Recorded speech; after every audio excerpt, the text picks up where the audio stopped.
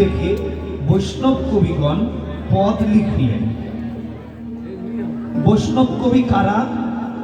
ললিতা, বিশাখা, চিত্রা, চম্পকলতিকা, যে সমস্ত অষ্টসখী ছিল তারাই পৃথিবীতে কলিযুগে বাসুদেব ঘোষ, সেন শিবানন্দ, স্বরূপ দামোদর, রায় রামানন্দ, কীর্তনিয়া এবং বৈষ্ণব কবি রূপে ললিতা বিশাখাই জন্মগ্রহণ করেছে।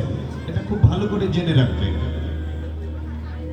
রাধারানীর সঙ্গে যে ৮ জন সখী ছিল তারাই কলিযুগে কীর্তনিয়া। মহাপ্রভুর সঙ্গে ছিল বাসুদেব ঘোষ, মাধব ঘোষ, সেন শিবানন্দ, স্বরূপ দামোদর, রায় রামানন্দ। যেমন কয়েকটা বলি, আপনাদের জ্ঞাতার্থে জানা দরকার।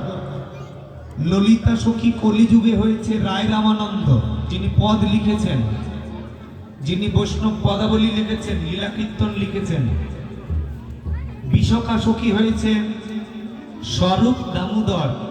স্বরূপ দামোদরের অনেক পদের বই আছে, অনেক